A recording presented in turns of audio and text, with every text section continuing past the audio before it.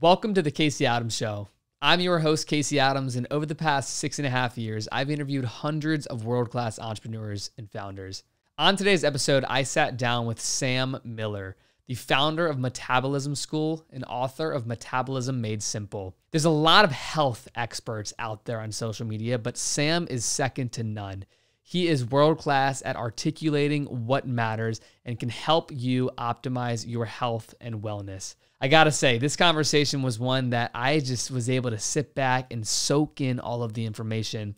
I had the opportunity to meet Sam through a former podcast guest, Derek from More Plates, More Dates, and he has a company called Marek Health. And he has been someone that not only I've been so excited to have on the show, but someone that can truly make a difference on your life or those around you. So if you get value from this episode and you find it insightful, please take a moment to share this episode with a friend or even a family member, and please subscribe. It means a lot to us over here. And once again, thank you so much for tuning in. Enjoy today's episode with Sam Miller.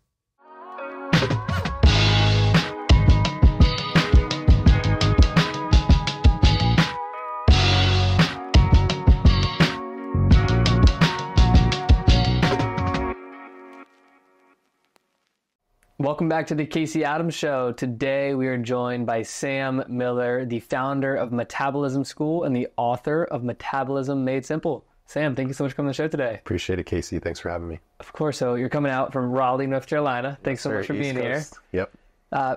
When I first came across you, understanding where you spend your time in the world of health and fitness and your story, it's been super inspiring. And for the people that may not know what Metabolism School is, what is the business and where did this journey start for you? Yeah, so the idea of Metabolism School is essentially providing education for health, fitness, nutrition professionals, but helping them bridge the gap between the conventional fitness industry, which is very like macros, sets, reps, calories, like go get your workouts in. And then what we see on more of the medical side of the industry, which is whether that's functional medicine, Western medicine, lab tests, some of this more advanced health content. And there's this massive gray area that exists in the middle, right? It's like, okay, maybe you've dialed your workouts in or you've started to learn the basics of nutrition, but there's so much that goes into how our lifestyle and how our nutrition impacts our internal health. And we can see that through our own sort of health optimization journey. And I know you're obviously very active, and we've talked a little bit about your pursuits of 75 Hard and your own health optimization stuff off air. And so really Metabolism School is helping other health, fitness, nutrition professionals do that for their clients. But that wasn't really necessarily where I started in the space. So my background is before I was ever doing that in a B2B capacity, I was the person sort of serving clients, in my own business, and also just trying to figure all of this complex information out myself, starting out in my teens and just kind of progressing from there. No, that's incredible, man. And speaking on that, just where did your health and wellness journey begin? Growing up in Virginia, as we talked about, I grew up playing sports, played hockey for 10 years, played lacrosse, played football. That's when I got injured. But I've always had this just deep-rooted passion of sports, and that by default led to taking care of myself and training and understanding the importance of that from a young age. For you, when did this journey start? So I tell the story that I did play sports, I was athletic, but I wasn't the person that had the best aesthetics or physique, but I always I admired that, right? I thought that was a noteworthy goal. It was something worth striving towards. But what actually really, I think was the slingshot for me was actually two things. One, I had a pretty bad head injury when I was younger. So snowboarding. So naturally athletic pursuits and then had an injury. So that led me down the rabbit hole of learning a lot about the connection between the brain and our hormones and our endocrine system, which is basically how our brain communicates with the rest of our body to produce reproductive hormones and things like that. And at the time, I also was experiencing some issues medically related to my family. So my dad had a 98% blockage, ended up needing to have kind of an emergency heart surgery, to have a stent. Which is basically a small device that's used to help with blockages, when you're dealing with that plaque accumulation. So I was there's got to be this connection, because I was someone I was working out.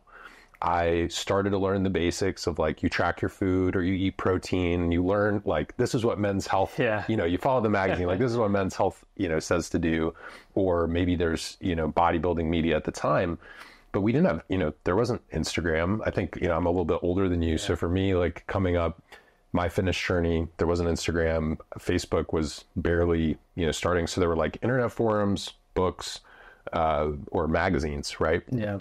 But that wasn't really individualized to the person. It would be like, okay, this is what you're going to eat. And it didn't really specify based on your height and weight or activity level or any type of individualization. So you'd see, you're reading about someone who's maybe like a 220 pound bodybuilder and you're like a 150 pound kid soaking wet. So for me, I was active, but to be honest, I feel like even though I was athletic, I went through a phase in middle school, like chubbier kid, and kind of got into working out. And really in high school, it was when I realized that like you can really change your body through lifting and resistance training. And it also carries over to sports. And so that was really cool for me.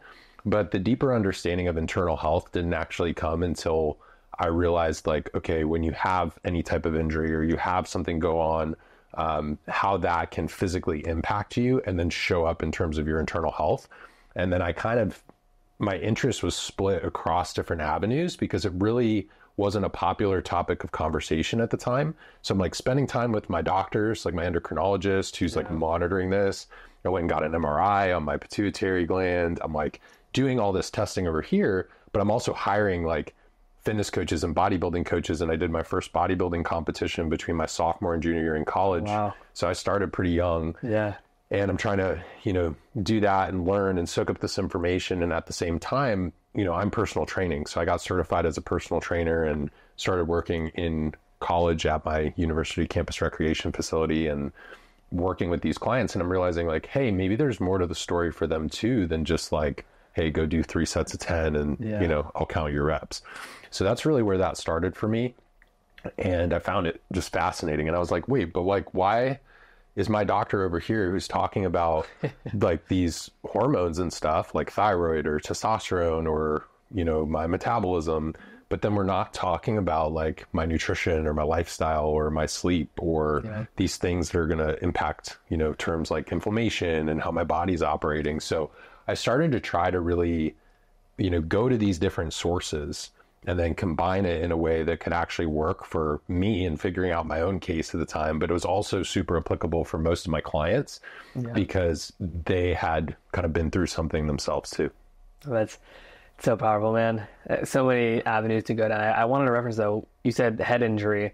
I'm someone that, I think we touched on it a little bit, but I had a neck injury in high school playing football and I was in a neck brace for about 6 months. Okay. And for me, that was a very dark time in my life when sort of it birthed this whole entrepreneurial journey. For you, what kind of head injury was it? And what was the recovery process there? Yeah, mainly just a concussion. So this was before we really knew.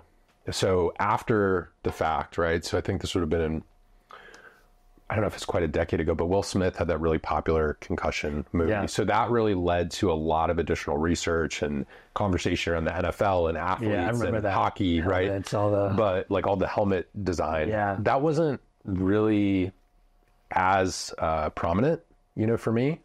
Just when I was kind of like experiencing that, and it was pretty much a basic, like I do remember, I was put on a spine board, they're monitoring me, like they tell your parents like, hey, like he needs to wake up in the middle of the night, make sure there's no like brain bleed or anything like that.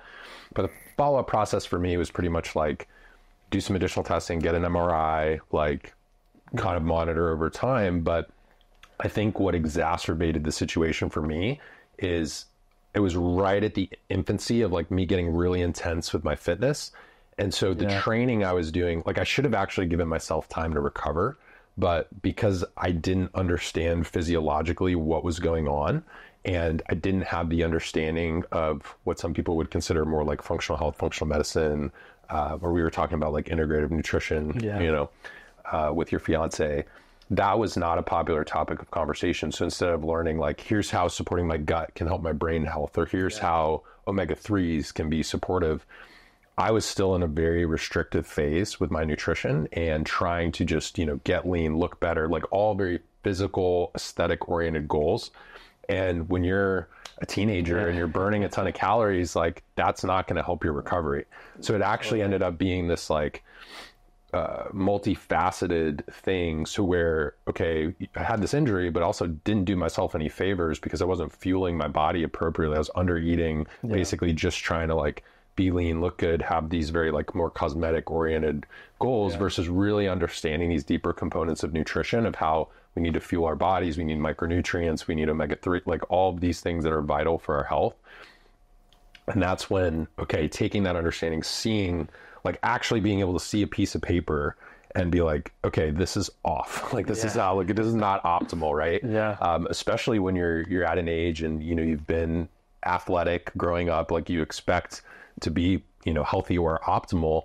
And that's really what fascinated me about, okay, so if I change this with my lifestyle here, or my nutrition here, or my supplements here, I can begin to improve and have traction with that. So I think I kind of shot myself in the foot a little bit with, I tend to, when I do something, like I will really push at it. And that was the beginning of getting interested in fitness and bodybuilding. And it would have been a better time to focus on recovery. So it was definitely frustrating for me in terms of experiencing that and like feeling like I was doing the right things, but not getting the results that I wanted. And I think that's something a lot of people can relate to. They feel like, okay, I think I'm doing the right thing, but it's like maybe mismatched, like their training's not matched with their nutrition, or they don't have their recovery down. And it's like, it's really understanding the complete picture of that I think is really incredibly valuable and can make someone's transformation just really go that much further. Absolutely. There's so much to dissect here, you know, and even too, just Derek from More Plates, More Dates, Marek, all that stuff. I remember sitting down with him and, you know, you see his content. I love Derek. He was an investor in my last company. We've become friends.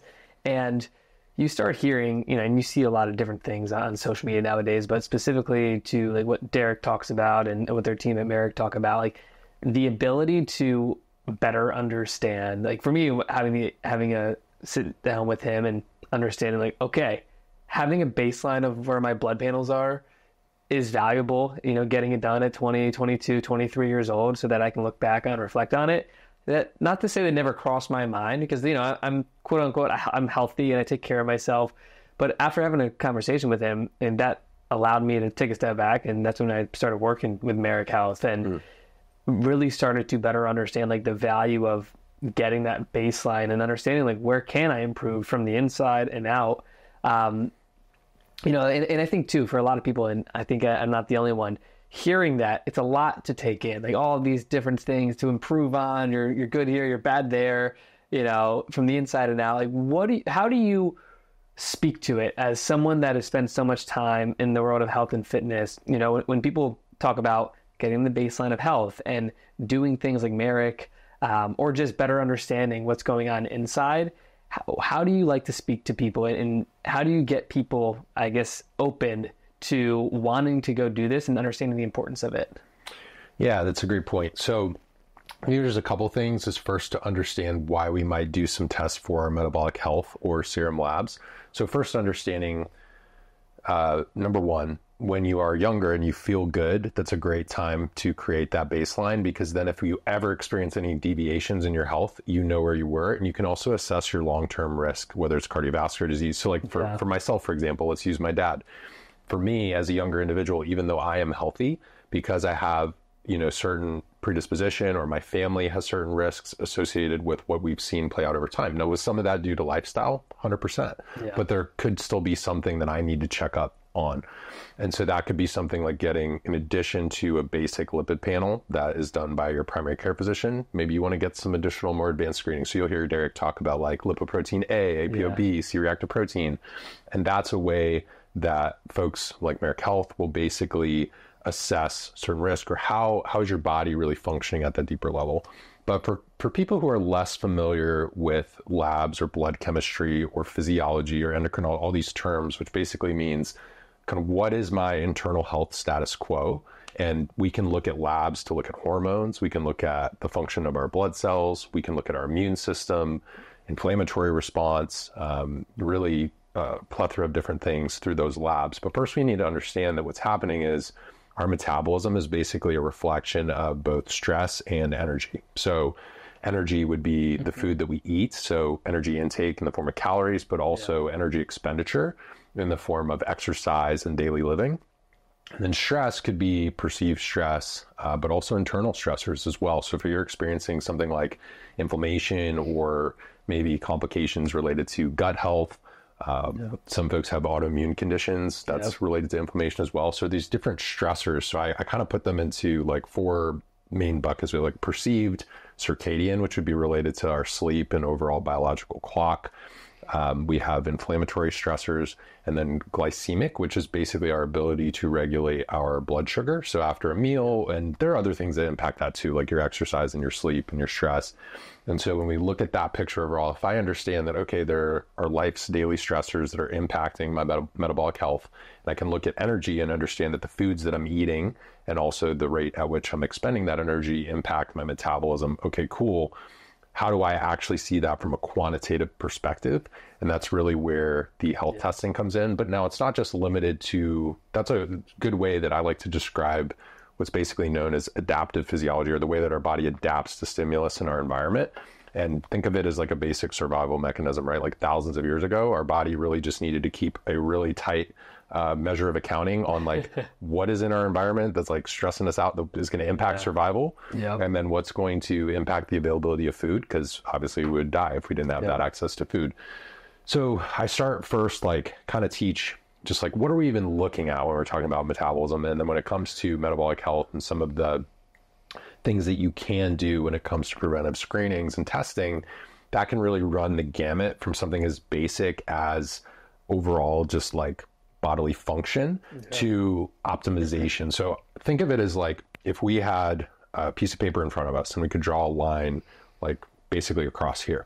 If our status quo or our normals kind of right in the middle, we really, most of us want to move towards optimal, right? But a lot of us through our daily living, our habits, behaviors, maybe we're not getting enough sleep, or maybe we're not making the best choices with our nutrition, or we're not following like the best exercise program. We can actually move away from optimal and start to move in the direction. And this is where we see people, especially in the Western world, and people eating a lot of what we call the standard American diet, or hyper palatable foods that are high calorie, like not a lot of nutrient density, low amount of physical activity, sedentary lifestyle, which may not be your listener base, but it's still a lot of majority of Americans. More than majority. We have so many comorbidities. And so that actually drives us towards dysfunction and disease. So here's our piece of paper. So many Americans have moved towards this maladaptation, which becomes dysfunction and disease. And that could be anything from people who are experiencing cardiovascular disease, diabetes, all of these different, comorbidities that are going to impact our lifespan and quality of life.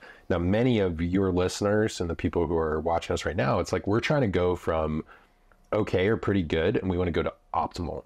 And really where the fine tuning comes into play and where Serum Labs can be powerful is you're able to identify not only risk factors related to your long-term health and how to take a more preventive approach there, but what we can also do is look for current maybe deficiencies that we wouldn't know just based off of shopping for healthy food, right? So maybe I identify that I actually do not have optimal levels of vitamin D. Well, that could impact my immune system, that can impact my hormones, and so much more. So really, I think where that enters the conversation and how I try to get people to think about that is, number one, like let's assess those baselines. 2, we can look at long-term risk factors. And 3, we can also look at like what's going to actually show up and impact your biofeedback and quality of life so that you have the best energy level, so you do perform well at work, all of these different things, and you feel good in your workouts and you can actually recover from them. Yeah, no, it's so interesting. I think too, just the past, I'd say like year and a half, right? I've always been active, and more so from the personal lens of even like talking about Marek. When I did my panels, I was able to see like I'm not super high in cholesterol, but that's more hereditary. My grandfather was high in cholesterol, my mother high in cholesterol, and there's some other variables that I learned about myself. And it's interesting because the last year, again, year and a half, I've went on this kick of, I've interviewed the founder of Whoop to talk about like sleep health and like really dive into that vertical, and just like to touch on different verticals of health and nutrition, people like Derek, people like yourself, and you learn so much. And I think one challenge that a lot of people, including myself at times, run into is, we were talking about it downstairs, like you have so much information, sometimes misinformation, and lack of personalization of That's a great point. how you're, receiving it, especially on social media, and working with a coach or, people like Marek or someone like yourself, it's extremely valuable because it's that baseline of individuality. Right. And I think just for me, and I'm curious to know for you, when you think about the world of social media and all of the content that's online, how do you recommend people to just take a step back and really understand, like, hey, you have to take this with a grain of salt. There's a lot of people saying a lot of different things. What is your thoughts on that? Like the world of social media, health and wellness, people talking about different concepts online, because you're in the midst of it. I'm sure you see more than I do at times. Yeah, that's actually one thing that inspired me from both the coaching perspective and content creation is there's either misinformation or the good information that's out there is often misapplied because there's not like a one size fits all thing. It has to work for you and your personal preferences and be sustainable, but also aligned with your goals. Like if you're trying to be the best hockey player, that's not the same as someone who's in like a completely different situation, or if you're overweight and you want to lose 20 or 30 pounds. Yep. So you're going online and you see like, well, this athlete saw this thing about keto, but like maybe that's not actually what they need. Or you see people who are adopting certain training regimens that aren't aligned with them. And so like you mentioned, where the value of something like testing comes in, or being able to work with a company like Marek, is you're actually getting something that is more tailored and individualized to your body's current, function. Mm-hmm. And it's a reflection of your past health history and your current habits, behaviors, and practices, right? So it's much better to be able to structure your supplementation, your nutrition. If you do need any type of medications, it should be based off of your body's function and more specific indicators of that, which typically, unfortunately, is not going to be pulled by most Western physicians, like in terms of a primary care perspective. Yeah. Even sometimes you go to a specialist, and then sometimes it's like out of pocket gets to be pretty ridiculous. So being able to really tailor your own, or having the understanding to be able to take this information, because information is only actually as valuable as like the application of the information, integrating it into your approach. Yeah. So I think by having almost like a blueprint in front of you, it really can empower individuals to achieve their goals. And it's not just like someone with a crazy goal like bodybuilding, right? It could be you literally just either want to live longer or feel your best to be able to like play with your kids, or you're someone who, has big goals from an entrepreneurship perspective and you need to be performing at a high level, or you just want to spot check things and make sure you don't have any deficiencies. That's really where, that testing comes in. And, I personally do that with my own health. And, I've been... I was going to say, sorry to interject, but like when it comes to, I feel that as entrepreneurs, a lot of people, you hear the concept a lot, like if you're not growing, you're dying, whether that's in business, but also, when I think about optimization in health, right? Like if you're not getting better, being in the stagnant zone, it isn't the way to go, right? Like you want to always improve, right? Whether that's sleep quality or what you're eating, or, if you ran a 10-minute mile, as humans or people that, especially entrepreneurs, you want to maybe run a 9-minute mile or 8-minute mile, and you want to improve. And I think it's the same that goes to just the optimization of, like, as you talked about, that baseline of you either steering away or you can steer towards.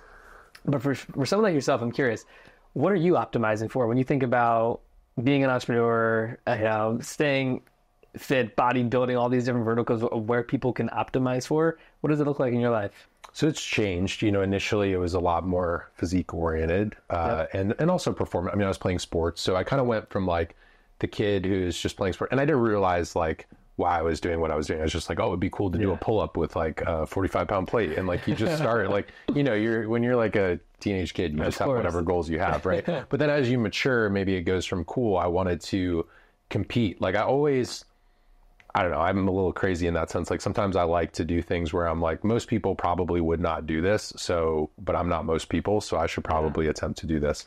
Now that's changed for me. I think I know that performing at a high level, and there are a lot of people who count on me, that I need to be able to, if I don't take care of myself to an extent, or at least buffer against the strain that I'm putting on my body. Like I'm a proponent of kind of viewing life and nutrition and training in seasons. So originally this was popular, like if you're an athlete or hockey player, football player, like periodization is basically the idea of planning, or like you follow a different program, or you're in season or you off season. And sometimes like we have a heavy season of work where maybe your training looks a little bit different. You're still going to train because like you want to be healthy and you need to perform your best, but for me right now, a lot of what I look at, or, let's say I'm like talking to a health coach at Marek, what I'm really trying to do is basically say, okay, like I have a lot on my plate right now. I do have some stressors. Like, am I making sure that I'm still mitigating against that, despite the fact that like I am probably putting my brain and body through quite a bit, but that's okay, right? Like there are seasons of that where there's going to be times when you have to push. And so for me right now, it's being able to, okay, how do I like lessen any negative impact of that push in that heavy season? And then also understand to set myself up for success if I do want to come back to, whether it is, maybe it's a performance goal, maybe it's looking a certain way, being a certain body fat. But right now it's also finding that ability to, yes, I still want to be healthy and fit. I still want to be a certain body composition or, look a certain way and manage, all of that.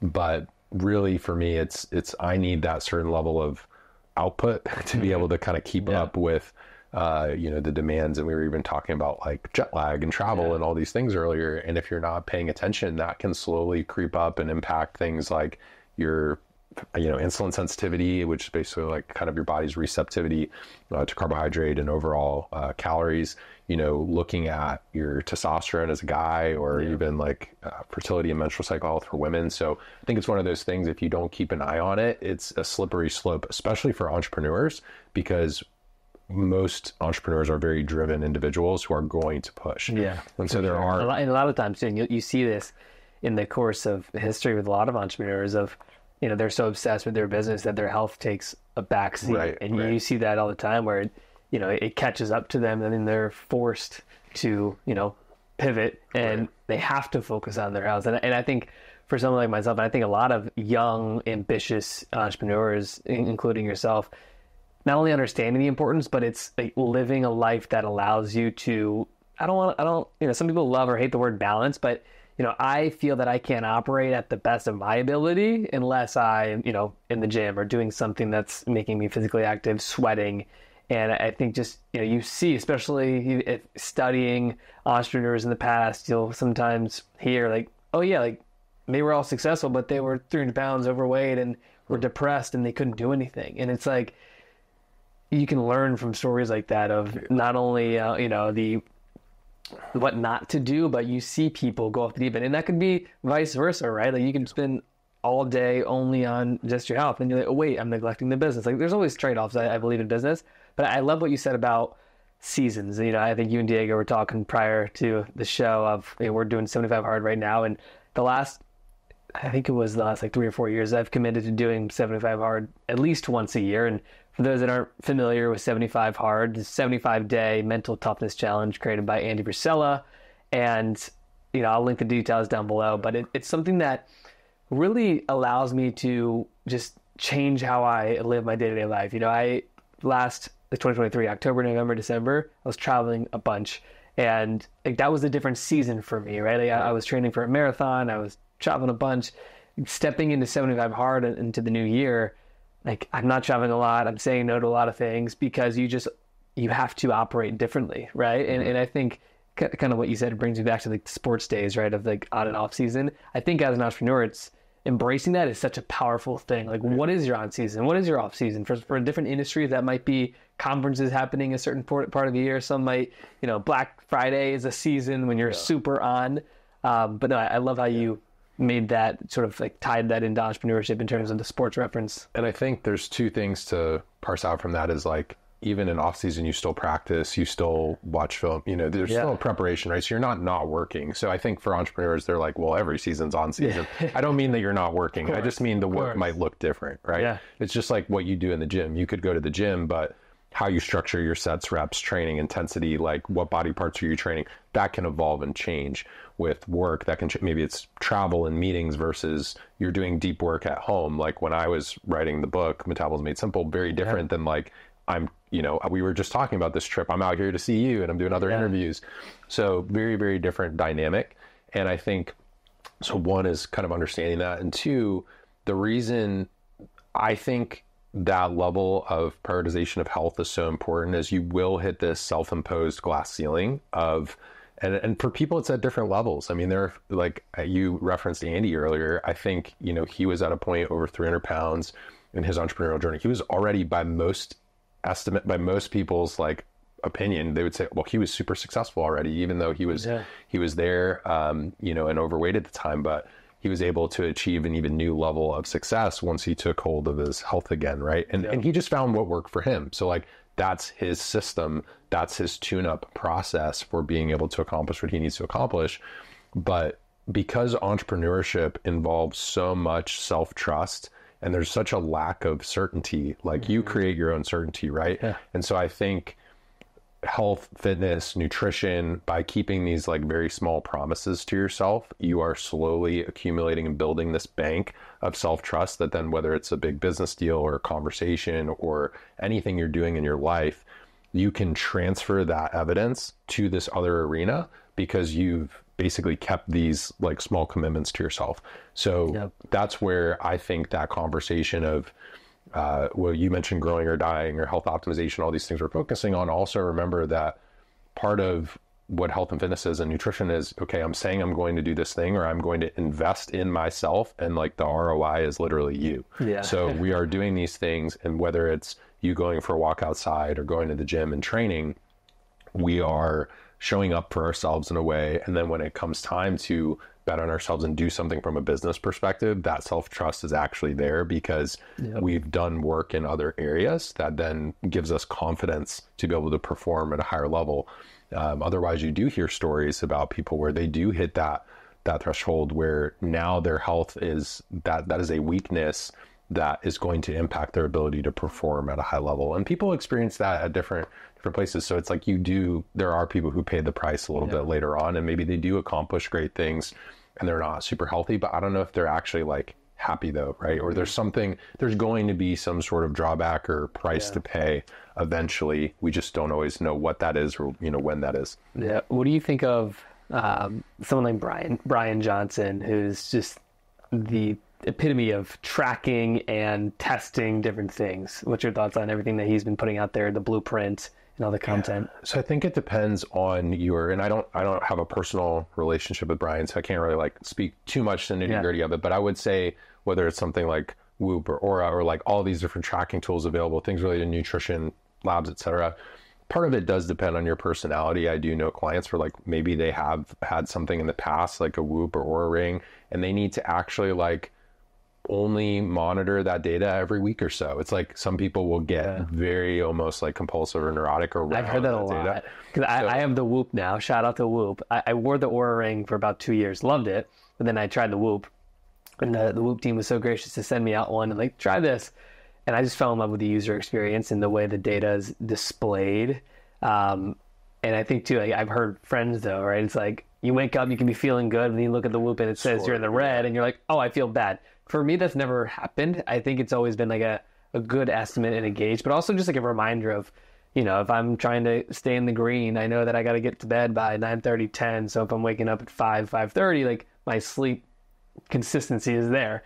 For me, it's just like the accountability system of being able to see like, hey, you said you want to, stay in the green or you want to get X amount of sleep. Like this is how you can measure that. Yeah, it kind of gamifies it a little 100%. Bit, which is cool. Some people though, I do think take that to an extreme where, like you said, they look at the score and they're like, oh, well, Whoop or Aura says that I got a 67, so probably shouldn't train today. And it begins to be this unhealthy relationship versus what if you woke up and you just thought about how you feel or you feel your feelings, right? So I like to incorporate a variety of both more quantitative metrics, which could be something that you're gathering in terms of biometric data or a tracking device. But I do think people need to learn.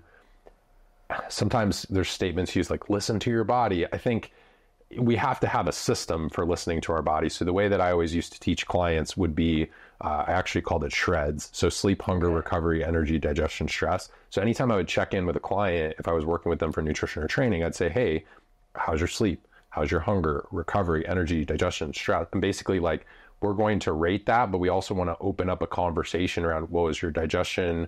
I'm sure there's been times like if you're on the road or you eat something different or you're like not in your normal routine, you see a change in your digestion, or maybe my sleep is off because oh, I had that caffeine before that meeting and I really maybe shouldn't have done that. Yeah. Or my hunger's off because like I missed a meal and XYZ. So I think we need to blend the quantitative data with qualitative subjective feelings of well-being, because then that's how we understand what is working for us and when to shift it. And sometimes we have lagging indicators. So I could have something that I'm feeling right now, and if I continue to feel that way in terms of my digestion, it is going to show up in my labs, right? But most people don't have the ability to go get labs every day. And so the closest thing we've really had to it would be a tool like Aura or like Whoop. I mean, I guess you could keep like a blood pressure cuff at home and like check your blood pressure regularly. Totally. But it's I think we need a blended approach to both data and then also acknowledging, what we actually feel and how we're responding to that training and nutrition. Now, sometimes like, are you going to feel run down? Yeah. Sometimes are you going to feel a little sore after workout? For sure. That's normal. But we have to be able to parse through this information. Otherwise, it's like information overload, right? Totally. And I never want someone to get to a point where it inhibits them from taking action, right? Or you actually felt good, like you said, until you saw the score. Whereas if you had it on airplane mode, which some of the devices will allow you to do, they won't sync the data, or you turn your Bluetooth off. Well, imagine if you didn't see that. Would you have gone about your day and not changed a thing? That's where we have to have those honest conversations with ourselves in order to do that. But I do really like a variety of different tools. I've had Whoop, I've had the Aura, I've used Garmin watches and different things depending on what I'm tracking at the time. And I think using it the biggest thing is it should be used to create awareness around your current habits. And then from there, use the data or work with a coach and like change your habits based on what's reflected in the device and see if it makes sense for you. Yeah, absolutely. It's cool, dude. I think Whoop specifically, they have like a more performance approach where, they're working with the top athletes and, you see, why am I blanking on the F1 driver? I'm blanking. Is it the guy who just signed the deal with Ferrari? Yeah, why am I blanking on his name? Hamilton. Lewis Hamilton, yeah, thank you. I saw him like rocking the Whoop or Ronaldo. You're like, you see these great people and they've built a brand that's like all encompassed of greatness, which I think is great in terms of how they approach it. Something I'm curious to know about you. So one test or experiment that I'm sort of in the midst of right now for myself is caffeine detox. Okay. I'm someone that probably the last 2 years, I would drink cup or 2 cups of coffee, sometimes 3 cups of coffee a day, sometimes at the high like 500-600 milligrams. And for me, I learned that I love coffee, so that's one element of why I did that. On the flip side, it's sort of I was desensitized to it. I could drink a cup of coffee at 8 p.m. and go to sleep fine, and it didn't really have that kick to it. So it's a week and 2 days now since I just cut out caffeine. My goal, which was like, hey, let's see how I feel in a week. Now it's going to be 2 weeks. And I've noticed, at least for me, my energy levels throughout the day are way more predictable. I used to be someone that, last week, where 9 o'clock come around and I'm just like falling over, tired, exhausted. To all my friends, they're like, oh, let's go out and have dinner at 8:30. Like, gotta get to bed by 10. Like, I'm falling asleep. And boom, no caffeine. And I now like sort of, I don't want to say wired, but it'll be 10 o'clock and I'm so alert and have that focus, but can still fall asleep very naturally. So that's a test that I've done recently that I've experienced. So I'd love to talk about caffeine and the element of how that affects someone and your thoughts on that, but also experiments that you've done for yourself that have resulted in just a great outlook on, wow, like that really changed my perspective on energy levels or how I operate or how I focus or, whatever that may be for you. Yeah. So I think the caffeine one is an interesting one for most people because it's just, there's sometimes a societal or community component to like you go get coffee with a friend or you like to maybe with your partner at home, you're drinking a cup of coffee. So I'm situationally pro caffeine. I think where we get into trouble as a society is like, I think it is the time when we are consuming the caffeine. So we need a caffeine cutoff that's far away enough, basically move it away from bedtime, number one. So there's a circadian component that needs to be considered, or basically our sleep-wake cycle. Next thing is going to be the total quantity, right? So if you're drinking 1,000 milligrams of caffeine, that's a problem. Yeah. So ideally we're keeping it in, a couple servings. Ideally, there's good evidence from like an exercise science perspective to support the notion that taking caffeine pre-workout can actually help not only with training performance, but delayed onset muscle soreness and a host of other positive sort of attributes from the caffeine. So a little bit, but then people will take that too far, right? Like, don't have pre-workout at 6 p.m. and try to go to bed at 10 p.m. There's a dose dependent and sort of time orientation that we need to consider. And so for most people, it's usually around lunchtime that we need to start tapering that down, especially if you have a relatively normal bedtime. So we will see people who will fall into that. Now, there's also, it's great for cognition, or if you've got some, minor sleep deprivation, a little bit of impairment, whether it's traveling or maybe you've got a newborn at home or something. The situational use is okay. I think where we get into trouble is people they're drinking it like more than water all day long, and then they wonder why it's not doing anything. So 1, monitor the total intake, but 2, really be mindful of what I call a caffeine cutoff, and use that as a way. You'll notice pronounced improvement in your sleep quality from moving that caffeine consumption further away from bed. Even if you don't think it's affecting you, it probably is. If we were to look at a deeper level, there's a subset of the population that's a little bit of a faster metabolizer of caffeine. Those would probably be the only folks that maybe get away with it without a lot of negative effects on sleep quality. But most people will see it because caffeine also has a bit of a thermic effect. So it's not just the energy, it's also body temperature. And one of the ways we enhance sleep is we need to keep that cool, dark room, regulate our body temperature, keep our bodies cool. And so if you're, also getting super warm, or that's also the problem with like training in the evening with a ton of caffeine, begins to impact us not only from that nervous system stimulation and acuity and alertness, but it's also what's going on from like a temperature perspective too. So try to definitely cut that back if you can. But I'm definitely someone I'm not like the caffeine, someone who's just like complete hater on caffeine. It has its place. It's just, it's like with great power comes great responsibility kind of thing. Absolutely. And I'll definitely be back to drinking coffee. I think too, like, even a company that I'm involved with is called Free Flow Fit Shot, and my good friend Jordan Nasico, he's the founder of Super Coffee. Which are you familiar with Super Coffee? Yeah, of course. So love Super Coffee. We met years ago because I was at home in Virginia at a Wawa, and I remember, Super Coffee, like protein coffee, sounds great, simple concept. Love the product. Reached out to Jordan, and over the years I've had like all the brothers on the podcast a couple times and have become really close with them. And I remember talking to him, and we were talking about caffeine intake. He's like, dude, you don't even want to know my caffeine intake. Just like being in the coffee business, you're trying different products, samples, like showing the product, doing the whole thing. But Jordan launched this new product called Free Flow Fit Shot, and it's 75 milligrams of caffeine, L-theanine, prebiotics, just very micro dose of caffeine, 75 milligrams for like pre-run, or not this like overload. And that's been something that I over the last handful of months I was using prior to a run, and that's how I've learned to really utilize it in terms of like the workout / run component. So no, it's great there. So I love that perspective. I want to talk about the business. So Metabolism School, what led to starting the business, and what did that look like in the early days of your entrepreneurial journey? So I started off around that time that I was trying to figure out a lot of my own health issues. I started off, I was cleaning treadmills at like my university, fitness facility, making like $7.10 an hour, doing really basic stuff. Started off as a fitness supervisor, then training. Then I was like the coordinator of personal training.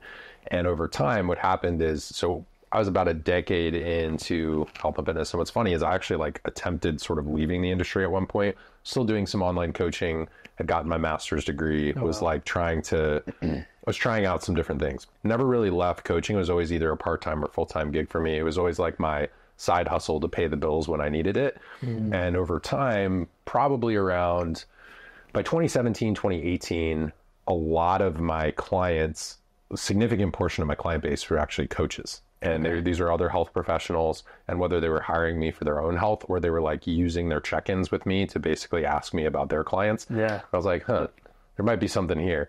And I had always, my sort of reputation that I had developed was because I had this understanding of nutrition and hormones and gut health and, some of the more advanced topics that people didn't learn in their basic certifications. And I really saw this gap of a lot of coaches will go and they get like a textbook certification, or they get their PT cert or something with nutrition, and they learn about calories and macros, but the actual application after that and more experiential learning or like mentorship has pretty much been lost. So if you look at most trades and actual skilled like occupations, aside from, now we have all these different businesses and technology and entrepreneurship, but let's say you were like a specific craftsman of some kind, like hundreds of years ago, you would have apprenticed in order to do that. And so it started off as more of this like mentorship apprenticeship concept.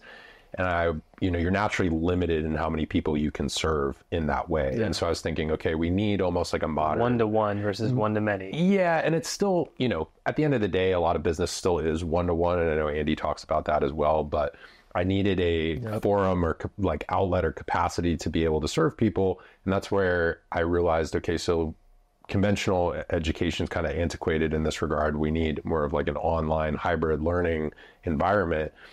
So we need education, but we also need real-time client experience. And so what we're doing that's a little bit different is not only are they getting the education platform, but unlike, if you were to go to school for exercise science, very rarely are you most programs, there's not a lot of like client interaction. There's not you're learning from a textbook. There's not really case studies. So we've combined it to where, not only are you getting traditional learning or maybe some lectures or knowledge that you actually need, but then you're applying it using not only cases from your own business if you are a coach, but we're bringing in cases to help you actually learn how to do it. It's almost like, most people, so let's say you go to school, you get a medical degree or you're a physician, you have to do a residency. Yep. To me, it was a little crazy that like you're responsible for someone's health, you're a coach, you're a trainer, you're a nutritionist, you're a dietitian, but you don't have any type of like practical rotation to get exposure to cases. Yeah. And so Metabolism School, basically our nutrition and metabolism specialization program, we're taking coaches, we work with them live, but it's done via, combination of learning management systems, Zoom, and also community where they can interact with other coaches and get exposed to some of these cases. Great. So let's say like, you had, your food log or testing, or you're prepping for a marathon, or you're changing your training, or you're doing whatever. It'd be like, cool, this is Casey. Casey is, working towards this goal. This is what's going on with his health. This is his health history. Mm-hmm. This is what we're doing with our fitness. This is nutrition. Let's design a program, right? And then how do we make the adjustments and use those different tools and systems? That's and then great. Part of that is then combining it, giving them resources, telehealth partners, being able to use some of the tools like Marek Health, for example, and then allowing them to really like supercharge their coaching practice to provide a lot more value than just the trainer in the gym who's like, oh, cool, good rep, Sally. Like, all right, let's do 25 pounds next week.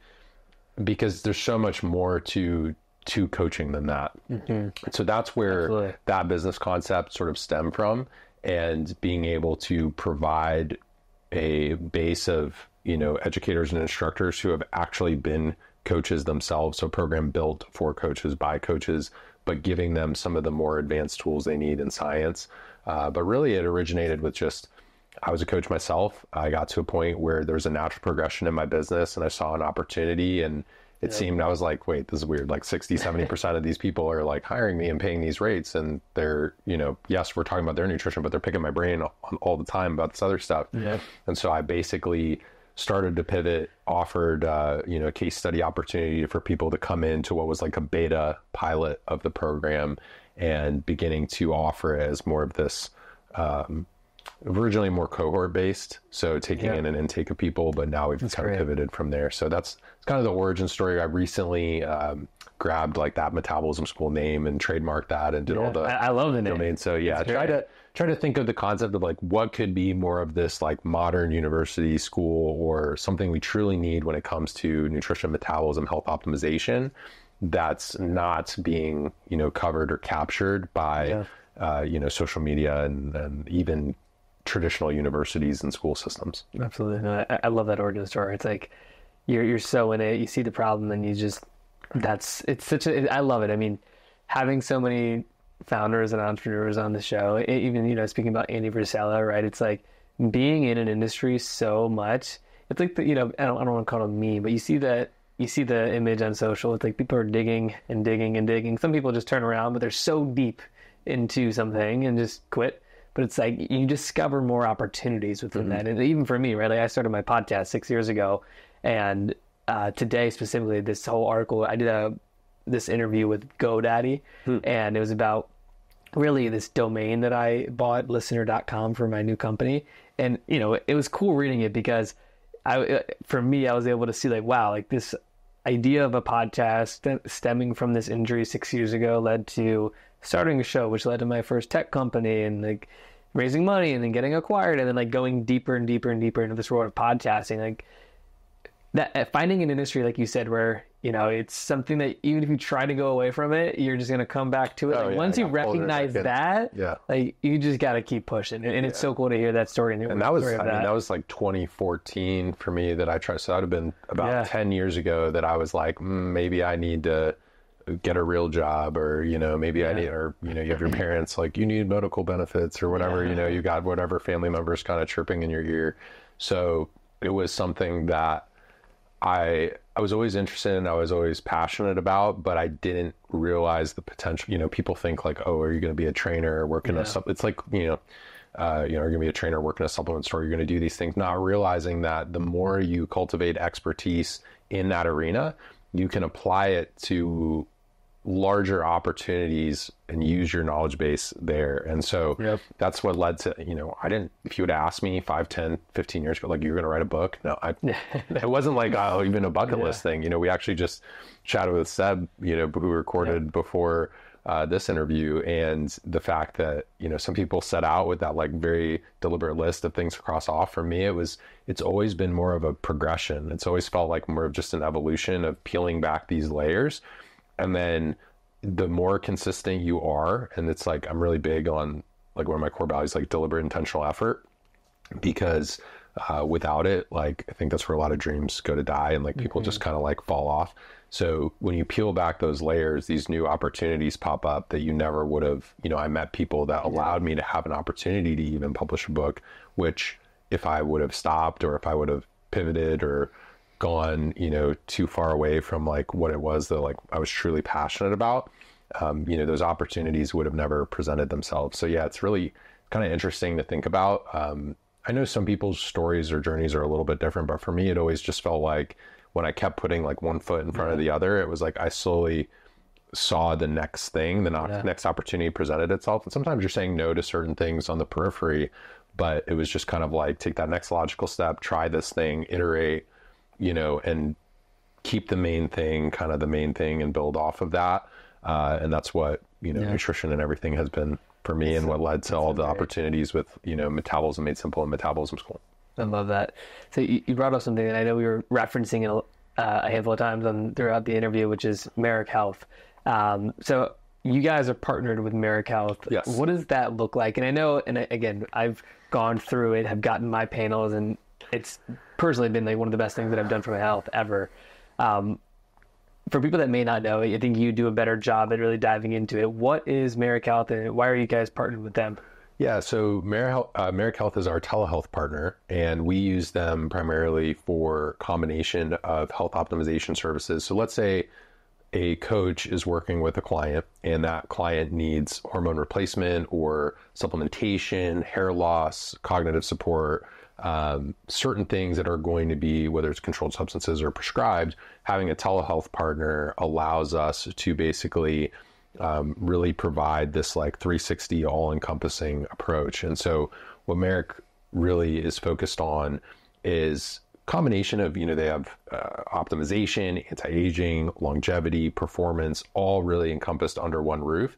And so we have the ability to get access. It's almost like a kid in a candy store when it comes to, you know, I remember when I was going through it, like seeing all the different, you know, verticals and packages that you can select to really, I did the full panel, but yeah, it's very, as you said, like kid in the candy shop. And it's cool because you could start with something as simple as testing, or you could go for a more comprehensive experience, do a consultation with, you know, provider or physician essentially, that is going to be able to tailor essentially certain things that you may need. And they're more health oriented. Like, it's not Western sick care. You have to remember the traditional model in Western medicine is very much based on the insurance model of medicine. It's more sick care and reactive than it is preventive.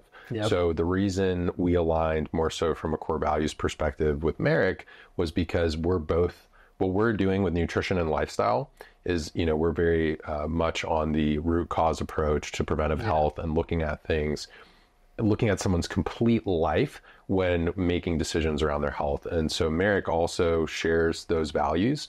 And what we're able to do is now, let's say we have someone who has an autoimmune condition or needs thyroid medication or needs bioidentical hormone replacement or just needs maybe the testing that they received from their doctor was not specific enough based on their concerns, or maybe it's just someone who kind of geeks out on the health stuff like me, and I'm saying, hey, I really want this super advanced lipid panel because my dad had a 98% blockage, and like I want to go in the weeds with an expert.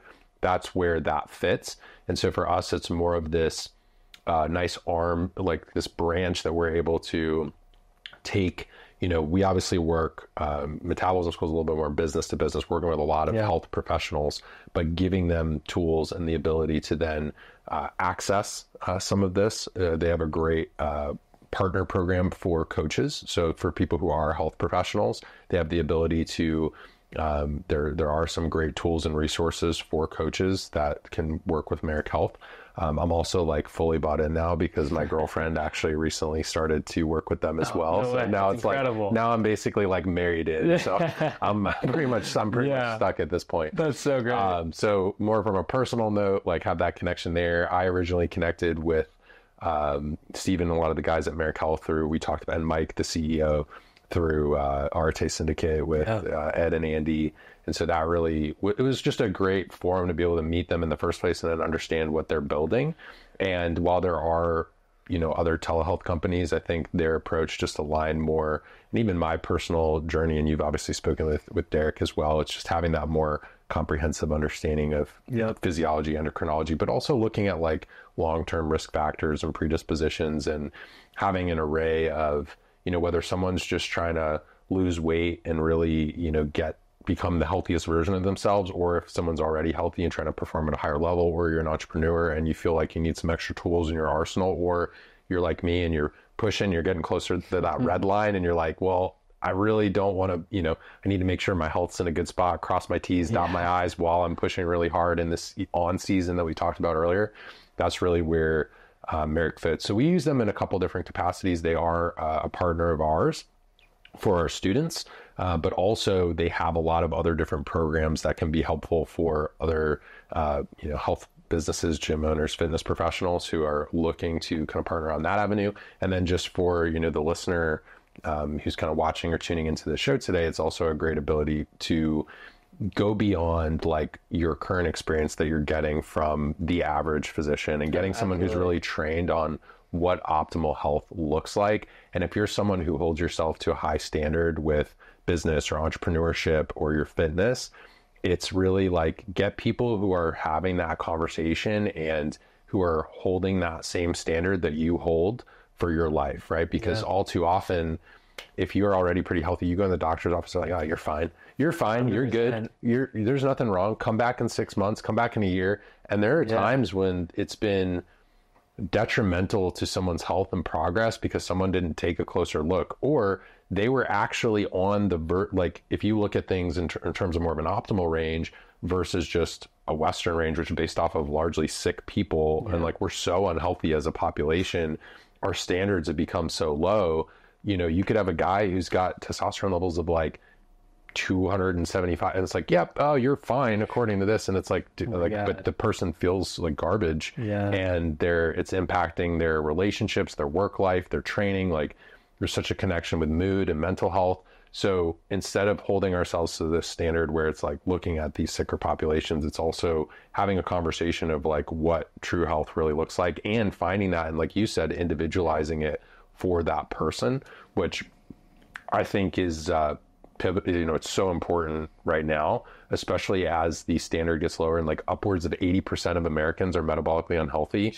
Most of the people listening to this podcast don't want to be at that place, or like they don't want to be held to that standard. These are high achievers who are like trying to do their best. Like we want to be in that smaller percentage, which means we need tighter ranges when it comes to our labs. We need, you know, a much more fine-tooth comb, not just you're okay, come back in 6 months. It's like, no, let's have a live conversation about this, and really dive in and personalize it, that's what I've always done with nutrition and training and helping someone with their stress management, their sleep, their lifestyle. And so it was just natural to be able to connect with those guys and be able to offer that opportunity to our students. And I mean, I even, you know, myself personally, like, I'm a client or patient as well. So it's been helpful to be able to just have an extra set of eyes too. And know, it's like having a spotter in the gym, right? Like for me, they're kind of my spotter, which I appreciate. And I think they can do that for, a lot of folks as well. Absolutely. I love how you said that, where like growing up, like even Marek's the first experience that I've had where it's really that one-on-one personalization of, go to the doctor, you're someone that takes care of yourself. Yeah. You're good. Like you do your annual physical, whatever it may be. Great. Like see you next year, see you in 6 months. And I feel like a lot of us are just used to that because unless you are aware of the alternatives, like that's just standard procedure. Like growing up, that's just always been standard procedure for me, at least. So it's really unique and cool. And hear you speak about it like that as someone that's also has gone through it and is working with a coach at Marek. It's just, I think it's one of those things where, if you measure, I don't want to say trends, but just like how younger, especially entrepreneurial people think about health, companies like Marek are obviously like perfectly primed when you think about the timing of like the overload on social media. Everyone's aware of it, or a lot of people are, where it's like you need that specialization. And you can't just pick a random company on social media because there's too many people that it's still, they use a lot of the buzzwords and they use some of the tests, but it's a cookie cutter, right? Yeah. So it's like everybody gets the same medication, everybody gets the same test, everybody gets the same, nutrition recommendation, everybody gets, it's just same supplements, and they say it's personalized, but it's basically like men, you get this supplement and you get this product, and like women get this other thing. So be very careful that a lot of things are being marketed right now as more tailored, or hey, get this health optimization, or there's like conversations around hormone replacement therapy and things have become very popular. Telehealth has become more popular, but there's a difference between doing it and receiving just the standard, like everybody gets the same list of, and same dose too. Like it's terrifying. Like it's terrifying that people are literally getting things that are these compounded medications that are actually like not even ability to be titrated, or, obviously I'm a licensed drug list practitioner. So my thing is like, I don't script medications, but I have a very enhanced understanding of the implications of pharmacology and also what happens to our physiology when we use some of these exogenous compounds. And that's what's scary for me, is just seeing people like, because these people are very trusting and they're also very gung-ho because they want to be on the cutting edge, but also realizing that you need people who are doing it kind of the right way, or at least are willing to take a multi-layered, step-by-step approach to it, or just being able to advocate for yourself and say, hey, like for me, when I was 30, one of the things I was like, I was going to go get a coronary artery calcium score. I wanted some extra lipid screenings and all these different things. Going through, so that's the cardiovascular side, but also going through what I went through in terms of even like a TBI, the testing that I had to go to so many different doctors and jump through so many different hoops to be told that like, you're normal, you're fine, whatever. And you're like, dude, I feel like crap. I'm getting sick all the time. Like it was more of an immune, I was having issues getting colds and like frequent, that was impacting my training, my ability to build strength. Like having that resource can be really helpful, especially for someone who maybe you feel your best right now and you want to sustain that. But there's also people who are really frustrated with the Western medicine paradigm and they want something different. So regardless, like I think it does fit in this change we're experiencing. I think people are becoming more skeptical. I think the statistic is like 45 to 55% of millennials don't have a primary care physician, and around 45 to 55%, somewhere in that. It's like 45% of one and then 55% of the other. And that same number also distrusts pharmaceutical companies. Yeah. So who are you going to for your care? If one out of every two in our generation don't trust, physicians or pharmaceutical companies, it's like you still want an expert, right? You still need someone to work with. And so that might start for you with your fitness and nutrition, but some people do need that extra layer of support on the medical side, which is, that's where a company like Marek fits in. Yeah, so great. I couldn't agree more. You said something about writing a book. Right. You didn't have this plan to go do one. I know you talked about like the past guest I had on the show. He has this like thought through list. How has writing a book, what was that process for you, I should say, in terms of writing a book and just formulating your thoughts into a consumable, packageable book? I mean, that's something that firsthand, Jacqueline, my fiance, seeing her write her book and, edit it and go through that process, very strenuous. And it's a game of patience. And I would love to hear your experience in terms of writing a book and putting it out there. It has so many parallels. I know this has turned into like the health and fitness episode, versus just straight entrepreneurship. But so writing a book, building a business, and pursuing fitness or athletics of any kind have such tremendous overlap in the skill set that you build, like the traits that you have to develop. It is the ultimate test of delayed gratification. Yeah. So if you've ever experienced delayed gratification in building a business, or you've ever experienced it with fitness or weight loss or getting stronger or building you're improving your mile time, there's always like that lagging feedback of, I'm starting to do this, I'm putting in the work, I've changed my habits, I've changed my behaviors. When is the payoff? And with a book, you're literally sitting, staring at this screen, putting stuff from your mind on a piece of paper, and the world doesn't even see it for a couple years, right? There's such a delay. And had I not gone through that same experience with building a business, the entrepreneurial journey, fitness, had I not trained myself to be able to take that delayed payoff and understand that there's a tremendous amount of lagging feedback. It's a concept that I always teach, whether it's related to fitness and nutrition, or if I'm ever talking to other fitness professionals about building a business. It's, you are going to do things now that you will not see the results from 60 to 90 days, 120 days, a year, 18 months, 5 years, 10 years. Like there are things that you're experiencing now that are probably the compound effect of stuff you did years ago, right? It's like you started early on and now that's paying dividends. You're planting seeds. And so the biggest takeaway I had from writing a book, it was like this repeated daily practice of, I'm putting these words on paper, but it was like a minimum commitment of, you just have to show up, right? It's like not every day are you going to write 5 pages. Sometimes you're going to strain to write a paragraph, but it's just maintaining. For me, what I would do is it had to be first thing. I was living in an apartment at the time for the majority of the book. So I'd say about 80% of the book where I was living, I would grab my dog.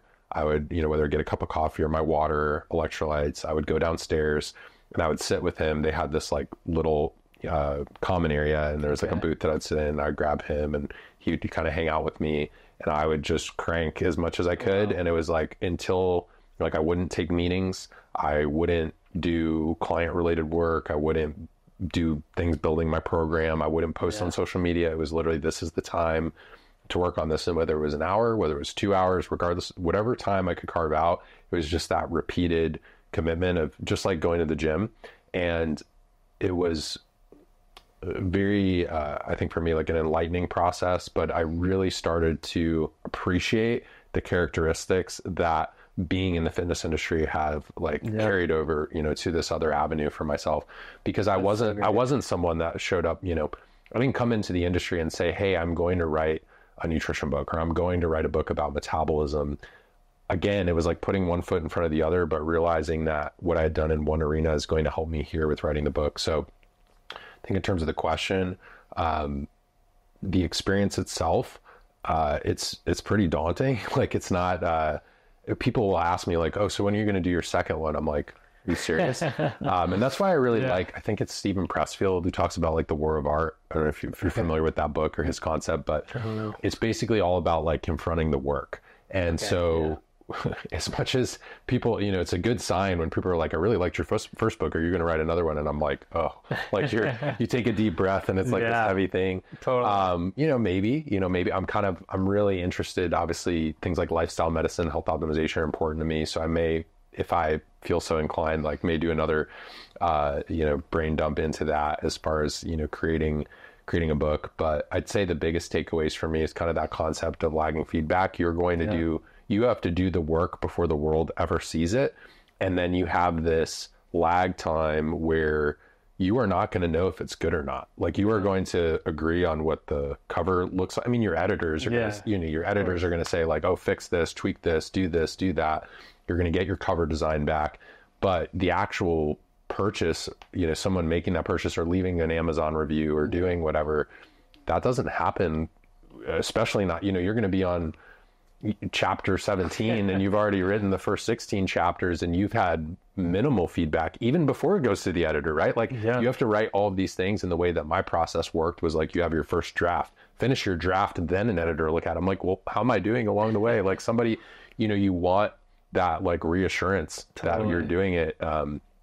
And I think that's so true in business. I think it's so true in fitness. It's true in relationships and so true in life. So, biggest thing with the book, delayed gratification, you have to trust yourself. And it is kind of this repeated just daily deposits and letting that kind of compound effect. You're going to show up one day, you only have a paragraph, you only have a page, you only got 5 pages or 10 pages.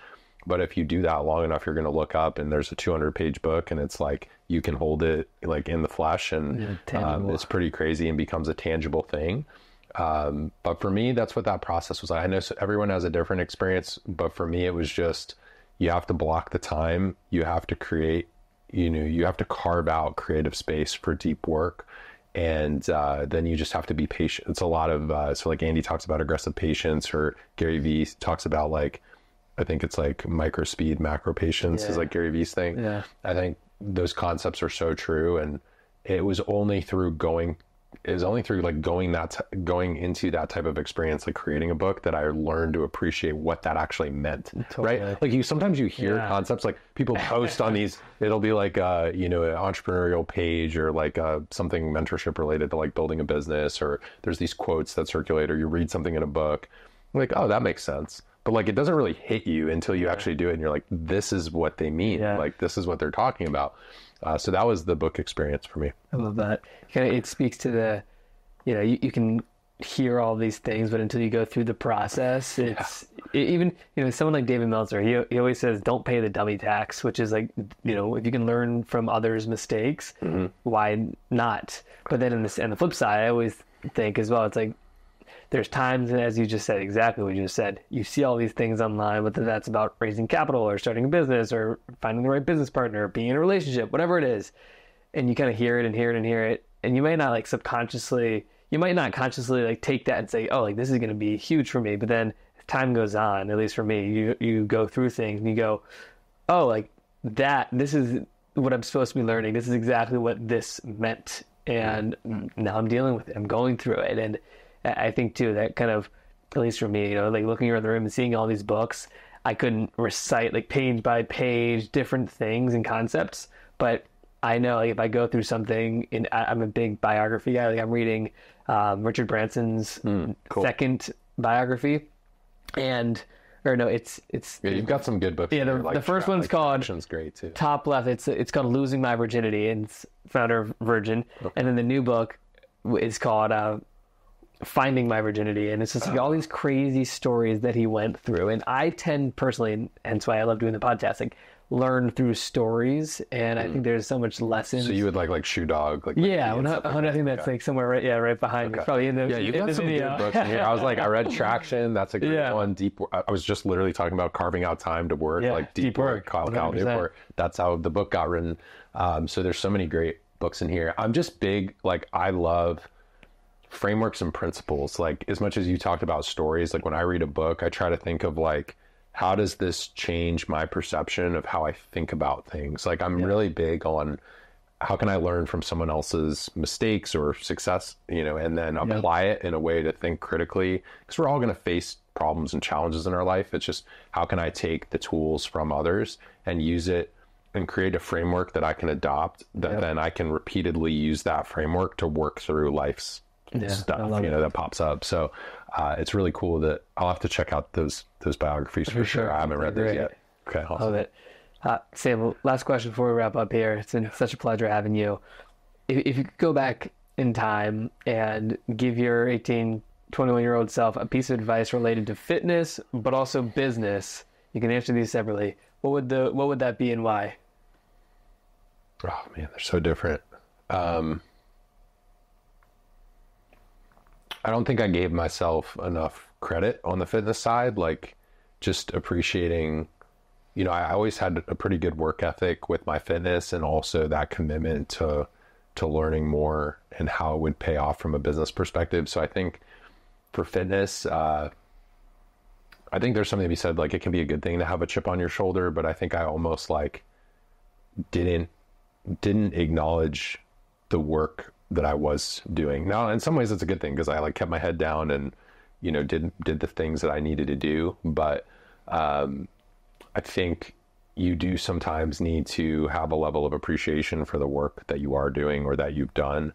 And even like, dude, I was like, what, 19, 20 years old competing in like a bodybuilding competition at the time, like doing these random things that, you know, it wasn't like I wasn't at like nationals or the IFBB Pro, you know, league or anything like that. But, you know, for a kid who picked up fitness and just even the fact that like I'm setting goals, like competing, I'm placing, you know, I placed like, I think in the top 3 in that one. So just being able to understand that it is appreciating the pursuit and the journey.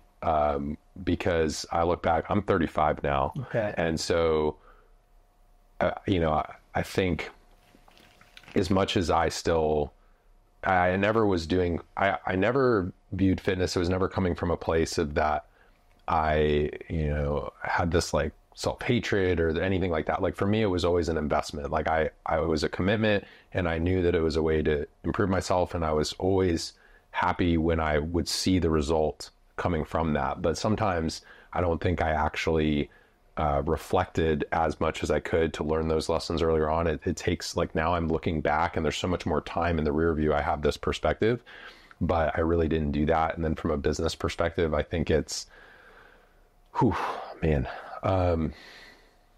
I tell myself, it's, you know, like I would probably just tell myself that you can do it, but it is going to be hard. It's going to be challenging. But you know, not to abandon those goals, not to give up, because it's funny. I think, so Andy actually went on Ed's podcast and I think they asked a question like, would you do it all over again? And it's sometimes hard to think about that. It's a great question. Yeah, it is a great question. You know, with the perspective that I have now, I think I've gone through more than I ever expected that I would, but I think I've also accomplished more. I think I hit a point in my early 30s where I out-achieved what all of my initial goals were. And then you get to this new like blank slate or canvas. Yeah. So I think I would tell myself from a business perspective that, you know, you can do it. Number one, like, continue to be consistent. The hard work will pay off. You can probably accomplish more than you think you can, but I might also go back and tell myself to think bigger, you know, because I think I'm such a like blinders on, head down person that I need to allow myself to extract myself from the day-to-day grind and actually be able to not only have that appreciation on the fitness side of what's going on, but achieve a greater level of perspective, because there's something to be said with business, especially. There's a power in like the type of problem you're solving, but how are you applying your effort? Like, there are certain things that have like a larger total addressable market, right? There's something to be said for what opportunity are you pursuing? Yeah. And I think I got like so laser focused on certain things that I may have missed, you know, I may have lacked the perspective there. So on the fitness side, I think it would be appreciation for, you know, showing up and doing that work. The business side, I think it would be trying to achieve a greater level of perspective, telling myself that I could do it. But it's going to be a challenge. It's going to be hard. Yeah, that's powerful. I really appreciate the answers there. And Sam, before we wrap up, where's the best place for everyone to follow you, to stay connected with everything that you have going on? Yeah, of course. So everything related to nutrition, you know, science-related content we talked about today, I'm very active on Instagram at Sam Miller Science. The website for that is sammillerscience.com. The book we talked about is Metabolism Made Simple, which if you guys actually want to check out a free audio version for that, it's freenutritionbook.com. I'll give you guys the link for I'll make sure to link everything below. Yeah, if you want a paperback, like I do have the URL for that. It's metabolismmadesimple.com. If you're more of like, if you're looking like at Casey's library and you're seeing this behind us and you want to get the printed copy, we can link that for the listeners.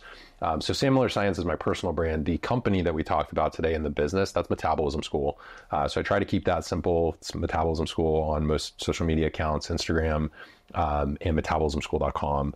I've also, so you said you've done the podcast for 6 years? Yeah. Okay. So I started my podcast fall 2019. It's mostly solo episodes about nutrition, about lifestyle, about fitness and health optimization, and some of the topics that, again, online, it's like so much misinformation, or the good information is not, it's not explained in a way that the person can actually apply it to their own journey. So my podcast, Similar Science, I recently started a YouTube channel for that. Love it. But Apple Podcasts and Spotify is the best place to find, that personal brand, podcast and channel. And I talk about more of the things we discussed today in depth around, maybe it's a particular topic you're interested in. Maybe it's gut health. Maybe it's hormones. Maybe it's nutrition, different diet styles. Maybe it's cholesterol, like you asked me about. Tune in, Yeah. So that type of stuff is, great if you're into more intermediate to advanced health and fitness content. The book is more of like, give me the layman's terms way of thinking about, I really want people to break free from like the diet dogma. So, the subtitle of the book is Making Sense of Nutrition to Transform Metabolic Health, which I think is true. And then Metabolism Made Simple is just getting people to, I don't think we've ever been taught how to think critically about nutrition and lifestyle. We're just told, follow this diet, do this exercise program, go do this, or cut your calories here, or eliminate this food. But I need, people need to understand the why behind what they're doing. And so they can find, that's the book that we talked about earlier. So Similar Science's personal brand, Metabolism School, is more for health and fitness professionals. And then Metabolism Made Simple is the book, which I think if people appreciate more like the conversation today, that's kind of how they get that. So. Love it. Well, Sam, thank you so much for coming on the show today. It's been an absolute pleasure. Appreciate it. And for everyone watching, make sure if you don't already, make sure you subscribe. Go check out all of Sam's stuff, social media, company. I'll make sure to link it all down below. And we'll talk to you on the next episode.